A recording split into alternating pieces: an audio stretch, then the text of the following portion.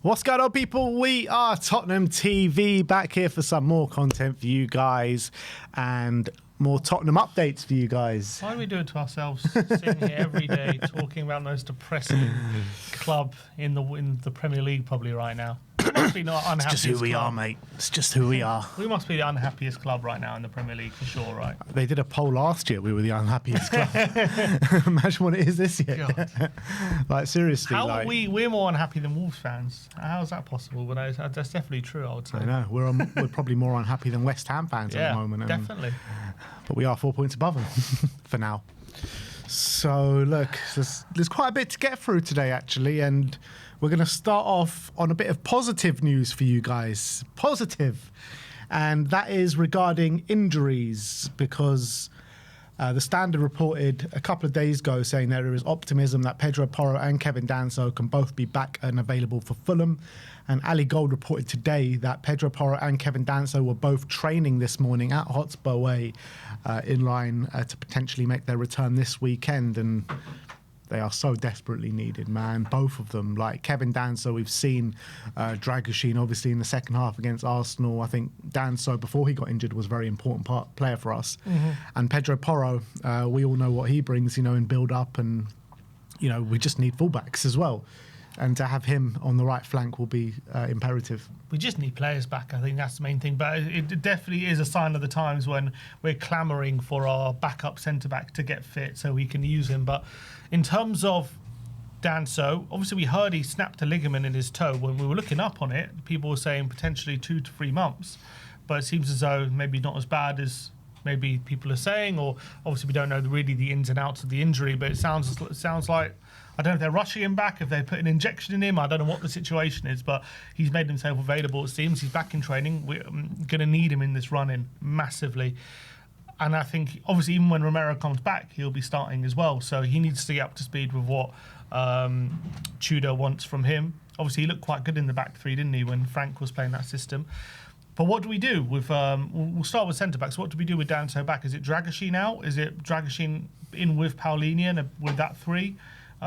Is it Van der Ven, Danso, Paulinho, do you think? Or I think what he does do is different to what I want to happen. I think what he does do is probably Danso, Dragoshin, Van der Ven. I think that's just the kind of simple option. 3 split centre-backs, put them in.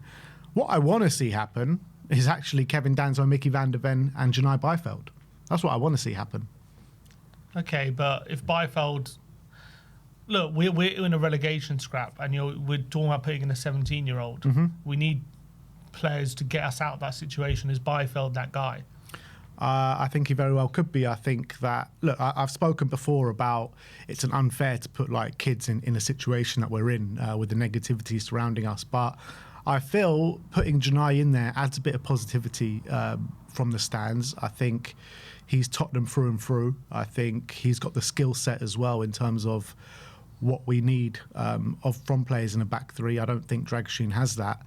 So from that aspect, I would like to see him in the back three. I don't think he will put him in. This is just what I want. What I think will happen, like I mentioned before, I think will be Kevin Danso, Radu Dragoshin and Micky van der Ven. Look, I wouldn't mind seeing it for a game just to see how it goes, see if it can inject some positivity or something, but I wouldn't expect it to go well, put it that way. But then again, what do I expect to go well right now? I think I wouldn't want to play Dragoshin. Honestly, I'd probably rather persist with Paulinho at centre-back than Dragoshin, to be honest, and keep Danso there, get Van der Ven there. I think Dragoshin needs moving on in the summer. I think that's the feeling I get. Unless we go down, maybe we can keep him because we might need him in the Championship. But yeah, I think, mate, can you imagine that agent when we get relegated? Oh my God, he is going to be unbearable. Honestly, I understand he's come back from an ACL, so you got to give him some grace. But I wasn't that impressed with him before then, to be honest. So I think when it comes to Dragoshin, I've not been impressed since he's come into the team. Danso has to come in. But yeah, I would want it to be with Paulinho with him. I think keep Paulinho there, albeit again he wasn't great on Sunday, was he? But I think going against Fulham, I think it would be a different test, won't it? We're not going to have as many fires to put out. When it comes to the wing back, yeah, I think Porro has to come back in because he's our only good passer. But it also kind of means we have to keep Spencer left wing back. Mm-hmm. which is not a great situation either. It's not a great situation, but this is the situation we're in. We're not in a great situation. So this is who we have available. This is who we have fit. We don't have any natural left backs apart from Sousa, but clearly nobody thinks he's ready. And I think that was proven by the fact how we tried to get Andy Robertson the day after we signed him. So I don't think they're considering Sousa as an option from the get-go. I think we only used him to bring him on against Manchester United as a needs-must in that situation. So I think the only real solution is to put Spence at left wing-back and Porro at right wing-back. And I think, even though it's not great, I think it's still better than it would have probably been against Arsenal, because at least against Arsenal it was great, and it just meant we didn't really have a proper option on either side. At least now we'll have Porro there striding forward. He'll be able to provide an attacking option. You remember in his time at wing-back, small time we saw him there under Conte, yeah, it took him a bit of time to adjust, but near the end of that season he was getting quite regular goal contributions. I remember scored quite a few goals, getting in the box quite a lot. Yeah. So we're going to need that for sure. Look, we know he's got that in his locker, and he has to play. I don't think you can afford not to play. I'm thinking, do you put him at left wing back? I don't think that would solve any issues. I think you might as well keep him on the right. Although I would say Porro probably has a better, weaker foot than Spence does. Maybe, but Spence has obviously had a lot more experience out on the left hand side. As much as we don't think he's the right candidate for that in the long term, he's had the most experience there. So keep him on the left, Porro on the right, and we see what happens. Yeah, so vital we get those two players back, and going to need them in this run-in. But I wonder what condition they're coming back in, how if they're going to be fit to be fully fresh, match fit, all that kind of stuff. We know Porro has been overplayed, and that probably led to that injury. Danso had this snapped ligament in his toe, so let's just hope they're not being rushed. But I guess we need to rush them back right now because we're going down otherwise. Exactly. So I don't think it's a case of we can't rush these players back because we need points ASAP. And I think if we do go and win at Fulham this weekend, I know it's a big ask, but if we do go and win at Fulham, I think that does ease a lot of people's nerves in terms of, are we actually going to go down? Because I think this game, every game is a cup final from now to the end of the season, right? And if we can just get a quick fire couple of wins, like against Fulham and against Crystal Palace, then I would probably say, it's not looking as likely as it is now, obviously. Yeah, if we get a win and perhaps West Ham lose at Anfield, all of a sudden it's 7 points and then you can breathe a bit. I think right now it's like, the situation is dire. One loss and one win going the other way, and all of a sudden there's 1 point, and you could very well be in the relegation zone in any given week. So that situation, you're panicking. But if it goes to 7 points this weekend, you can breathe a little easier. And also I know, people will dismiss it, but I don't want to chuck away that Champions League. I want to try and play our best team if we can, and I don't want to be in a situation where we have to chuck it because we are so close to the relegation zone that we have to, the focus has to be on staying up. And I understand that's a likely situation, don't get me wrong, but I want to try and give it our all, because I think these players want to try and go as far as they can in that competition. They don't want to chuck it. You can talk about chucking it all you want, but we don't even have the players and the personnel to even rotate in the Champions League and the Premier League. Who can you even rotate when we're talking about playing a weakened team in the Champions League? There is no chance he plays the kids in the Champions League. No chance at all. So we're talking about we have 3 or 4 fit players on the bench. So, who are we chucking here? Well, I guess we're a bit more now with two defenders coming back now. So we had what, three players on the bench on Sunday? Tell, Solanke, and Richarlison. So now you can add Porro, Danso to that. So all of a sudden it's starting to fill a bit. Yeah, but you're probably right. There's not, you can't really rotate much, can you? Yeah, exactly. So look, that's the situation. At least we can bring you a bit of positive news today regarding the injury situation. I think the next ones back are probably not going to be until April, isn't it? It's going to be the likes of Bergvall and Kudus. Yeah, maybe a doggy slightly earlier. Yeah, you're right. I think a doggy actually could be back in March. So he'll be probably the next one, and then you're looking at Bentancur or Kudus early April. Yeah. And I guess we'll have to wait. I guess are we just giving up on Decky and Maddison? I think at this point. Look, I think if we ever get them back this season, it's just going to be considered as a bonus. I'm not even thinking about them. If they come back, great, they're back. But we can't rely on it. All right, let's talk about Maurizio Pochettino, because Alan Brazil on TalkSport this morning saying he was chatting to someone in the know at Spurs yesterday, and as of yesterday, they had not even spoken to Pochettino.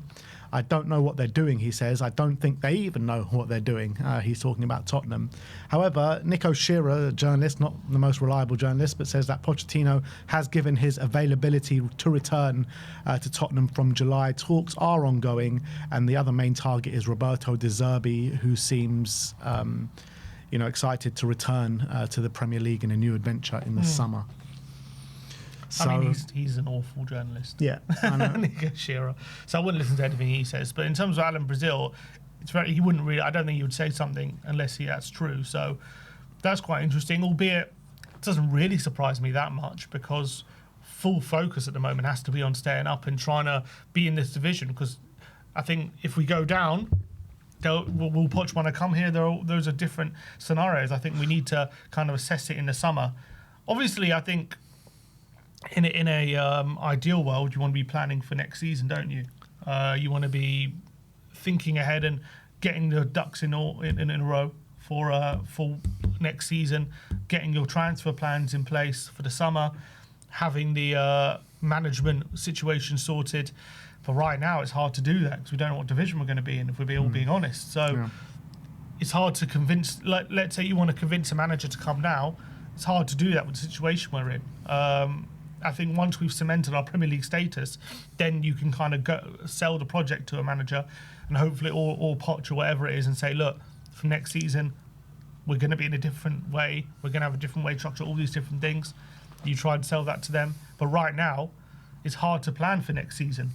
And I think the problem is everyone else is planning for next season, probably, around the Premier League, because they're in much more stable conditions, and we're not, because the situation we're in. Yeah, but you need to plan for both eventualities, don't you? You can't just say, look, we'll wait and see what happens, and then you start planning. You need to plan for both eventualities from now.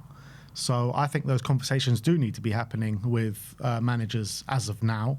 We need to be sounding out, look, come the end of the season, we need to appoint a manager fairly quickly, whether we're in the Championship or whether we're in the Premier League. So you kind of need to have both avenues kind of sorted for when it does happen. It's not what the club do, is it? That's the thing. Mm-hmm. That's the thing. We're always reactive to situations. We're never kind of seemingly. Well, they always talk a good game. They always say, yeah, we're planning ahead. I remember before the January transfer window in early as September, they were saying, Frank was like, yeah, we're having these conversations now. We're planning ahead for the January transfer window. Come the January transfer window, we sell Brennan Johnson on the first day of the window. We don't bring in a winger. So it always seems as though we don't have a plan when it actually comes to it. But as we're building up to that moment, they're always like bringing off like they've got this whole master plan, which never comes off. So whatever it is, we need to be planning for both eventualities right now. We can't just leave ourselves in the lurch and wait till the end of the season and then start planning then. Like, it's ridiculous. Yeah, that's what we're going to do. They're not going to plan for being in the Championship. They're going to hope and pray with every fibre of their being that it doesn't happen and it doesn't come to be. And if it does happen, then they'll try and sort out that mess when it comes to it. I'm pretty certain of that. They're not going to line up Neil Warnock for next season, put it that way, in case we get relegated. You know what I mean? Who do you think we do go for if we're in the Championship? So I don't think Pochettino returns if we're in the Championship. Is it going to be like a Ryan Mason or a Robbie Keane, someone like that? I wouldn't be surprised if they try and get Robbie Keane out of Fenerbahce, and Keane will probably see it as an opportunity back to his favourite club and all that kind of stuff. I would love to see Robbie Keane here if we're in the Championship. Yeah, I think that's the. I can't believe we're saying it. I would love to be in the Championship, but if we are in the Championship, I'd like to see Robbie Keane. Yeah, sure. Yeah, I think it is like, obviously you want to I would like to think they should be having conversations, but in terms of getting any agreements in place right now, it's probably impossible. Even players, managers, how can you make summer plans right now when we're in the situation we're in? It's now impossible. And also the way you got to look at it is like with Alan Brazil talking to the people that he knows at the club. They know full well he's a reporter and a correspondent on TalkSport, right? So maybe they just want to keep their cards close to their chest about not having a conversation with Poch. Like, surely they've had a conversation with Poch, at least like an initial, just at least conversation to see if he's willing or not? Maybe for intermediaries, whether it's an actual conversation with him or not. To be fair, I think Poch doesn't have an agent, actually, does he? So it would be with him, wouldn't it? I would be surprised if there has been zero contact, put it that way. Yeah. All right, let's move on. Regarding Micky van de Ven, Team Talk, obviously not the most reliable source, is saying that Real Madrid are understood to be closely monitoring Tottenham's central defender Micky van de Ven, as Micky is not close to agreeing any sort of contract renewal with Spurs, which is obviously no surprise. And I would not be surprised if a team like Real Madrid come calling for him in the summer. Yeah, absolutely. And we know Micky. It's obvious at the moment that he's probably going to try and look for pastures new in the summer, whatever happens at the end of this season. And it's whether we can get probably the best value or a new manager can kind of change his mindset. But if big clubs like Madrid are coming in for him, it's going to be hard for us to convince him to stay. The thing is, right, like I compare the situation to Jan Vertonghen under AVB and then Sherwood. He looked so disinterested in that season. And then Pochettino comes in and obviously turned into Vertonghen into one of our best central defenders in the Premier League era. However, the situations are different, aren't they? Because Vertonghen looked disinterested in a team fighting for European football at the time. We finished 6th that season. Micky van de Ven has finished, I know he's won the Europa League, but he's finished 17th.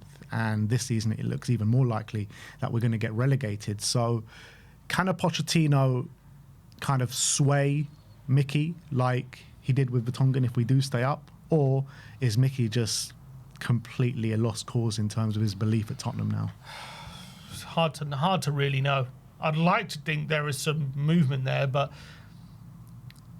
given how badly this club has been run, I think it's a different also kettle of fish there. I think under Vertonghen, when we had Vertonghen and Sherwood came in, all was kind of tough. Yeah, we were a bit of a mess, but we were still seen as, a club punching above their weight a bit and doing all right, I remember it was crisis then. Like, this is that's nothing to what we are in now. No, though. I understand. Yeah. It was we were a mess even then, but it didn't need a lot, did it, to turn it around and get us back to challenging for 4th place. And we spent a lot of money on, so we sold Bale and bought all those players. And understand that was in hindsight, the players we signed were awful, but at the time, we were looking to sign all these players to big money and improve things. And it, AVB turned out couldn't keep the job, and Sherwood came in, all this kind of stuff. We were a mess, but you just got. Also, he'd been there 18 months at that point, or 2 years. So you got what's it called? Well, if Poch was just the right voice at the right time at that point, whereas with Van de Ven here, you've got Romero calling out the board. You've got so much mess and chaos going on at board level. It's now been well established over many, many years about this hierarchy. This isn't like a new thing. You've got the fans calling out, social media, all this kind of stuff. I think back then with Vertonghen and Sherwood, it wasn't as much of a thing as it is now. So I think Van de Ven looks at that situation thinking, I think when Vertonghen was there, it was kind of like, a different manager maybe can turn it around. Whereas is Van de Ven thinking that? Yeah. He's probably heard the spiel from a few different managers now, and no one has been able to steady the ship, and kind of everyone's accepted the problems are above the manager, like in terms of the main problems are above the manager rather than anything else. So I think that feeling has definitely seeped into the dressing room, given people liking Romero's post and all that. What if come the end of the season, Vinay and Lange both lose their jobs and there is another kind of major shift at boardroom level? I don't think that's going to convince anyone. It would have to. That's not enough for a player to say, okay, they're on the right track. That's just, okay, they've lost their jobs because they needed to. It doesn't mean anything's going to get better. They need to have proof of that. Now, if we forced Micky to stay and they lost their jobs and all of a sudden things did get better, then all of a sudden there's a conversation for him to be happy here. But I think while the situation is, we've got everything to prove at the moment as a club that we actually can run sensibly and properly, and there's no proof of that at the moment. And just sacking Vinay and Lange isn't proof that we're running anything properly. It's just proof that we can understand that those two were horrible appointments. Doesn't mean we're going to get the next appointments right. Yeah. So I don't think that's enough, to be honest. If we sack them, hire some guys, and maybe get a proper maybe Poch, maybe like a Nagelsmann or something, convince them to come in and get some serious signings early through the door, before the World Cup or something, and then we send the signal to Micky, look, we were serious when we meant, we're going to rip up the wage structure, like we are going to start running things properly, maybe, but right now I don't see any of that happening, and I think Micky's probably made up his mind at this point, I would say. Yeah, probably right about that. Well, that's depressing. Let's talk about Vicario, because Gazzetta dello Sport saying that Juventus have opened discussions with Tottenham's Italian goalkeeper Guillermo Vicario. However, the Serie A club are also interested in Liverpool's Brazilian international Alisson, as he will be their first choice transfer target if it did become obvious that he was available in the summer. We know that Liverpool have got Mamardashvili, who's waiting in air to be the replacement for Alisson. But yeah, it seems as though there's a lot of interest in Italy for Vicario, and this is probably his last season at Spurs. Yeah, obviously he did very well in Serie A, didn't he? Which is why we signed him. And then obviously his first couple of years at Tottenham weren't bad. I think this season it's gone really downhill quite sharply. I think in his first 2 years he had his moments, didn't he? But I think by and large he was pretty stable. Everyone was pretty comfortable with him. I think this season it's just really nosedived. I don't know what it is, whether it's a lack of confidence or his flaws are really being exposed or what it is, but something's definitely happened with him this season. Whether he's been disillusioned himself, which has led to bad performances, it's hard to put your finger on it. But I think if he goes back to Italy, it's a place where he's better respected. He's obviously been part of the Italy squads in recent international breaks, so clearly they still rate him over there. So, I mean, it'd be incredible if he fails upwards and goes to a Juve or something, but yeah, I think Tottenham are going to start looking at a new keeper definitely in the summer. The guy's highly rated in Italy. He's the number 2 under Donnarumma. At the time that we signed him, or even a year after, people were saying, he needs to be getting more minutes for the national team. I think when you're looking at his performances this season, obviously they've gone down from the last couple of years, but still the last couple of years did happen and he proved that he can be a good goalkeeper. So I don't think he's a terrible goalkeeper like everyone's saying. I still think he's a decent goalkeeper. He's only 29, goalkeepers are supposed to last a lot longer than that. If you're looking at his performances, look at everyone's performances. Everyone's performances have nosedive. Van de Ven's performances have nosedive. Romero has had his crazy moments this season where he's cost us goals and stuff like that. So all our top performers, all our top players, they've all decreased in performance this season.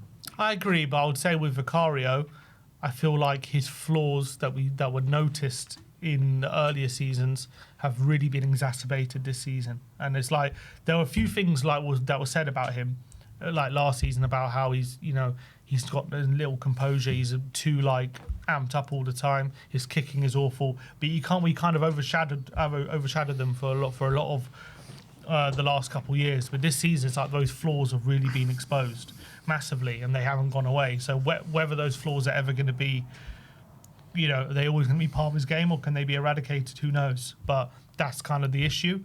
I don't think he's a bad keeper, but I don't think he's our main problem whatsoever. I don't think he would be, priority number 1, put it that way. But I think he would be on the list. I think there'll be other priorities ahead of him, but he would be on the list to upgrade for sure, because I think, well, to be fair, I would say where we want to be, we need better, but where we are now, he's probably all right. But I think long term, you just want someone with a bit more composure, and that's it, I guess. Just someone who's not going to cause panic all the time. And I think he just does that a bit too much. Yeah, I guess the goalkeeper market, it's not great though at the moment, is it? You're thinking about who can we bring in at the required level that's an upgrade on Vicario right now. I mean, I don't think you could probably pick 3 or 4 goalkeepers off the top of your head that can come in, that we can get, that is even definitely going to be better than Vicario. Well, that's where the scouting comes in. Yeah, and we know how they should. But I mean, we all know about the recruitment at this football club hasn't been good enough for a long time. So I know, but I mean, we can't say we should never sign anyone because the recruitment's awful. No, I'm not saying not sign anyone, but I'm saying, can we trust them to even sign a better goalkeeper than Vicario? Are we going to sign a better goalkeeper than Vicario? We can't trust this club to do anything. We all said, can't sell Brennan Johnson unless we bring in someone better. We end up bringing no one. Yeah. So Trafford, someone says, get him in. Maybe he's a better long-term solution. Is he better than Vicario now? Maybe not. I think Vicario right here, right now is better than Trafford. But is he better long term? And is it worth it? If we go down, we should get Trafford. Yeah. I don't know. Look, the thing is, everywhere you look at it at the moment, it all comes back to, can you trust this club to do anything right? And the answer is always no. Exactly. Like, sack this manager, but can you trust the club to get another manager? Sell this player, but can you trust the club to sign anyone better? It's like, well, we're never going to do anything then. If we do go down, though, it's probably going to be Kinski will be our number one next season, and Austin is backup. But anyway, I prefer not to think about going down, albeit there is nothing more to think about right now. But the last bit of the update, this was put out there the day after the North London derby, and this is Tottenham's PR machine in full effect coming out. Literally, the day after the North London derby, this gets reported by The Guardian saying, in the event Tottenham stay in the Premier League, they are expected to rip up their approach to the wage structure, acknowledging they have underinvested there for too long. The 35 million signing of Conor Gallagher from Atletico Madrid on wages of about £200,000 a week is regarded as a significant turning point inside the club. The midfielder is now the highest paid player on the books, and more big signings are expected at the end of the season, assuming Spurs stay in the Premier League. This bloody PR machine, man. They don't stop. They don't stop. Like, it's so obvious something like that was going to come out the day after losing 4-1 to Arsenal. Spurs are set to let loose the purse strings in the summer if they remain in the Premier League, and set to have the biggest summer of their lives. You know what I mean? Like, how many times have we heard shit like this year in, year out, always after a bad moment, after a bad loss, you know? Take no notice. It's like clockwork, you know? And like for a few years, like, people fall for it. We've fallen for it. We've reported on it. But no more, man. It's the same shit every time. Like, how many times can people fall for this crap? You know, contrary to popular opinion, we're not in this situation right now because we don't pay the wages. That's not why we're in this situation. Yeah. Because if it was purely a wage issue, then we would be sixth in the Premier League right now. And we would be in a much better position.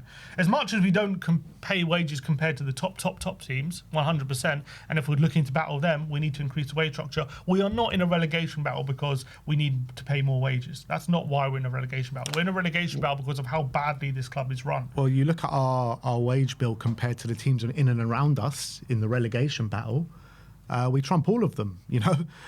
I think it was said on that podcast I was listening to, Sunderland have a wage bill of like less than half of what we have. Yeah. And look what they are in the league. You know what I mean? So compared to the rest of the league, not taking the top six into account, we pay big wages. Exactly. And look, the wages is why we're not in a title race or battling for top four. Yeah. The wages is not why we're in a relegation battle. We're in a relegation battle because the recruitment has been horrendous from the Lang and Vinay. The management selection has been horrendous. When it came to hiring Thomas Frank, the processes are not in place.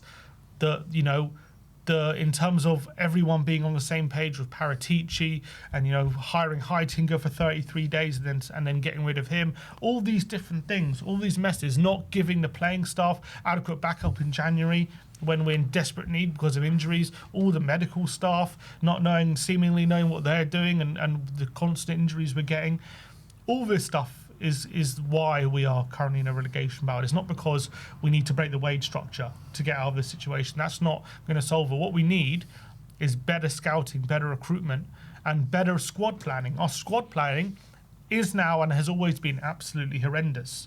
It's terrible. And I think January was evidence of that. The only signing we made was the only position in the whole squad we actually had depth in, and that was. And we break our wage structure to do that. We may play exactly. It's absolutely nuts.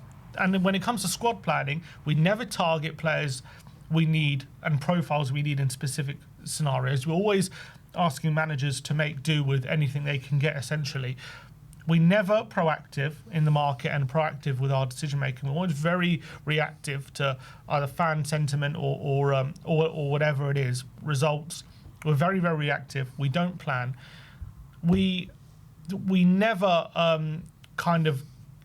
when we look at the overall squad, we never get what we truly need. We're always kind of settling for different things, and it's always been the case. I remember, a very clear example back in like when we had Mourinho, like we had all our strikers out injured for long-term injuries, and we ended up getting Bergwijn, who was a winger, like as our only signing, because that's the only thing the only thing we could afford or whatever. We weren't willing to pay the money for these other strikers, so we ended up getting a player we didn't really need just to get a body in. So I felt like that's the same with Gallagher. It's like we have all these players out, and yet we just felt like let's get Gallagher because that's the only one he's available. So even though we don't need him, let's just get him. It's constantly a problem at this football club, and they can spout all they want about we're going to break the wage structure. Who's going to come to us on big wages? Who can we attract if we go down? But that's a separate issue. But if we stay up, let's say we finish 17th and we go up the Champions League in the next round. Who are we actually going to attract on massive wages? Who we actually want? Who can we convince to come here? Because all the players on big wages are probably going to be competing with other teams for them. And especially if it's a top 6 team, how are we going to put our hat in the ring right now and say, yeah, you need to? We're going to come here.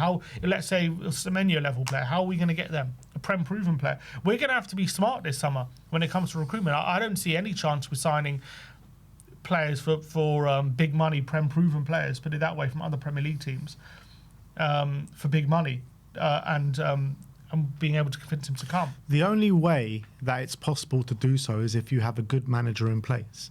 If you have a good manager and you're willing to pay top wages, then there's a possibility that you can sell a project there. If you can sell a project, you can get good players in.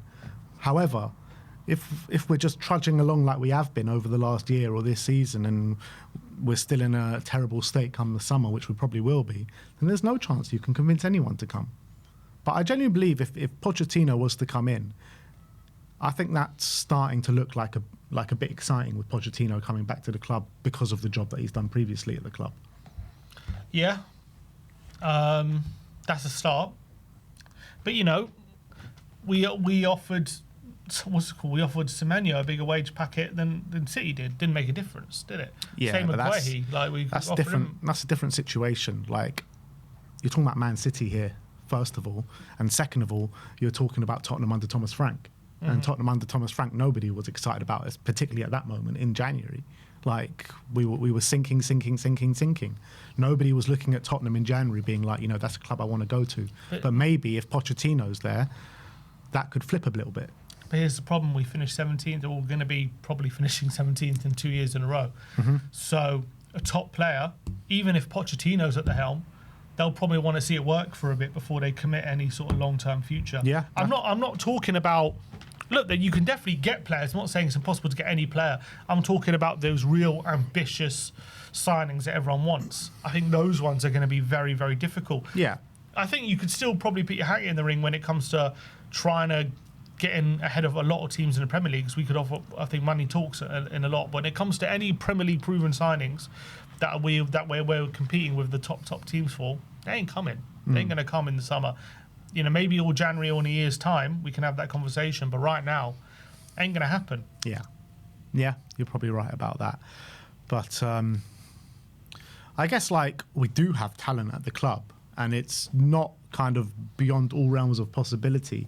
A good manager can whip these guys into shape and, as Tudor says, whip out those kind of bad habits in their game and get confidence back into them. Because I genuinely believe, with the squad that we have now, at their fullest potential, they can be in a top 6 battle. They really can be. So everyone's fit, yeah. If we have a fully fit squad and they have confidence in them, they've ripped out those bad habits under a good manager, they could be fighting for the European spots in this league. I have no doubt about that. So that's what a manager needs to prove, that he can get that out of these lot. I agree. And I think we've got a lot more talent than people give us credit for. I think right now, the situation is just so dire with the football we've been playing for a lot of the season, and now the injuries that are in this squad. It's so hard to get more out of these players. We know we need to. We're desperate to. It's very, very difficult to do that. But once we have options again, and once we have a manager who is a bit more adventurous and gets us more on the front foot, I think you'll see these players with a bit more confidence, and you'll see a different side to them. But right now, it's difficult to see that, I think. Yeah, absolutely. So, Tottenham PR machine in full swing yet again after the North London derby, which was just tragic. But we got a